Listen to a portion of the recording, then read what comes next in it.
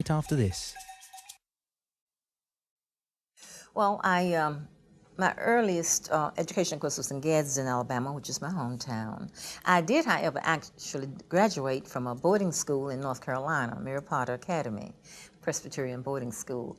And then I entered, my first year was at Talladega. I then transferred to Alabama A&M University. That's where I received my BS. My next venture in that area was at Tuskegee, and that's where I received my master's in counseling. And then later I had studies at Temple University and at the University of Tennessee, and later acquired a doctorate from Auburn University. Well, I've had a very checkered career background. I started out, frankly, in elementary. I've taught from elementary all the way up to high school, up to the college level. And all of it's been rewarding and instructive for me. I found that teaching is a way to learn, and enjoyed that very much. I did leave the field of public education to go into comprehensive mental health services. I was involved in the very first comprehensive mental health system in this city.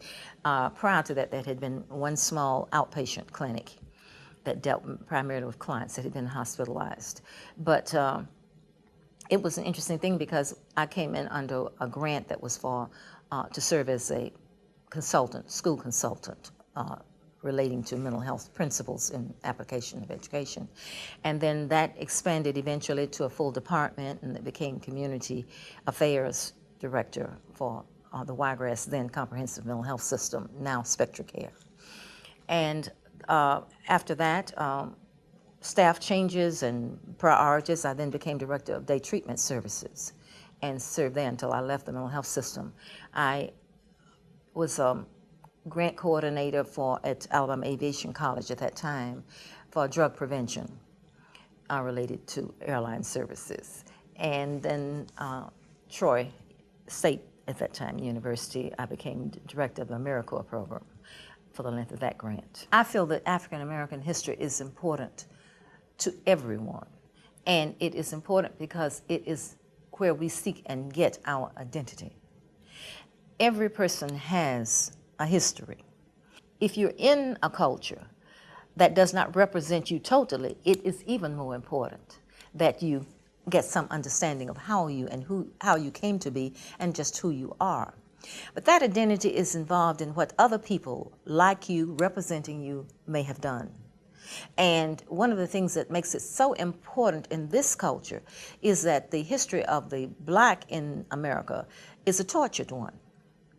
Born in slavery primarily, but not totally, and shaped by very discriminatory practices that altered the way we functioned. And that's something you live with today. You know, Dr. John Henrik Clarke made this statement: everything that happened 5 minutes ago, 5 years ago, or 500 years ago, or 5,000 years ago affects what will happen 5 minutes from now, 5 years from now, 500 years from now, or 5,000 years from now. All history is a current event. And I think it's important to understand that you live history whether you know it or not. If you know it, it better equips you to deal with the present and the future. I think it's important to understand that history is what is the major problem today. One of the things that we have to do is, again, go back to our history, the separate schools. If you look at the individuals who are products of that era, they had a much better sense of identity than youngsters do now. That's a lot of the problem. And if you don't give that, people seek identity in terms of how it is presented to them. One of the things, especially for blacks to understand, is that history has often been used to define us in very negative ways. When that message gets through, the person tends to live down to that image. We live up to expectations or down to non-expectations. There's an old saying that what you think of me, I'll think of me. And what I think of me, I'll be. Now, if we don't understand how that impacts, especially black youngsters, then we don't understand what has happened to them. When you can no longer point to your achievements, the great things that you have done, and you're only presented with the negative images, that's what you become. I had an opportunity to speak to a group of youngsters at a vacation Bible program several years ago. And I asked them this question: when you are watching young people being portrayed on television, in schools, how do you see them behaving? And every single youngster in that group gave me a negative reaction. This is the picture they get of how they're supposed to behave. So when they go to school, what do? They behave the way they saw these others acting on television and decide this is who we are. It's as simple as that.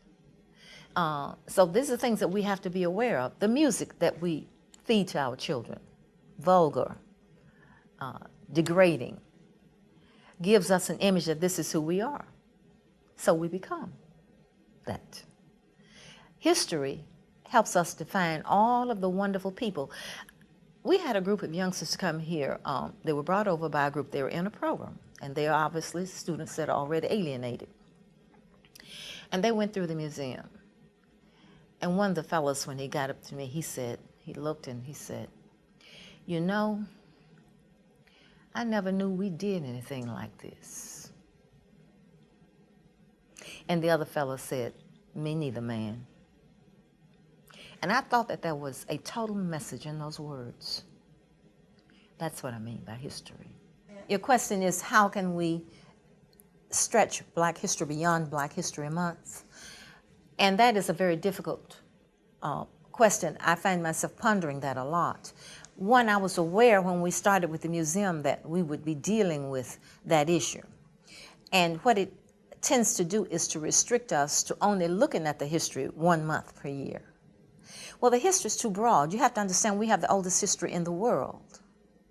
Our history is the oldest history in the world. You must understand that. We are talking about history that goes back thousands of years ago. We haven't quite tracked exactly how far, but we know it's over 6,000 years. When you're talking about that kind of history, and you need to understand it because it is what has impacted civilization even today, it is a part of our experience. That if you don't understand that, how do you get that in a month? You see. And yet we have institutionalized Black History Month. And I recognize that although Dr. Carter G. Woodson, who actually initiated Black History Week, because there was no recognition of Black history as it should have been told, recognized then that the danger was that it would become permanent. His intent was that it was to be a stopgap until we incorporated the history into history. That hasn't happened. And now it's becoming much more fragmented, I think, because people wait until Black History Month to deal with anything that has to do seriously with Blackness. I hear people quite often say, "Look, I'm going to come over to the museum during Black History Month." And I have to remind them we open all year long. You see, it's an insidious kind of thing. It gets the message that somehow in this month we pay attention, the rest of the year is something else. But that is really also a process of trivializing the history. And so we get a lot of sound bites during Black History Month. People get overwhelmed. It doesn't sink in. They can't tell one person from the other because there's so many names being thrown at them that 1 month that the intent is lost, you see. I don't know the answer for stretching it, except that it has to obviously be incorporated into all of our instructional material. But it's also important that there should be recognition year-long. We have made such tremendous contributions, even during the short period we've been in America, and that's a short period in terms of the scope of history. And we have actually made America what it is. It's important to understand that. But that's the story that we try to tell. And as I said again, you can't tell it in a month. And I don't know how to impact, in a significant way. But I think everybody needs to understand that if you understand history in a very positive way, you change your concept of yourself and the world. The negative images of blacks in this country grew out of the need to justify slavery. It's as simple as that. it was necessary to say that individuals deserve to be enslaved in order to feel good about enslaving them, you see. And in that process, you had all these negative images being portrayed. Now it's becoming self-fulfilling. That's the tragedy. And to the extent that we lose the power of black contributions, everybody suffers. Everybody suffers. It's everybody's loss.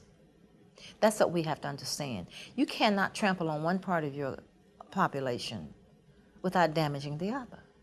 Community Central will be back right after this.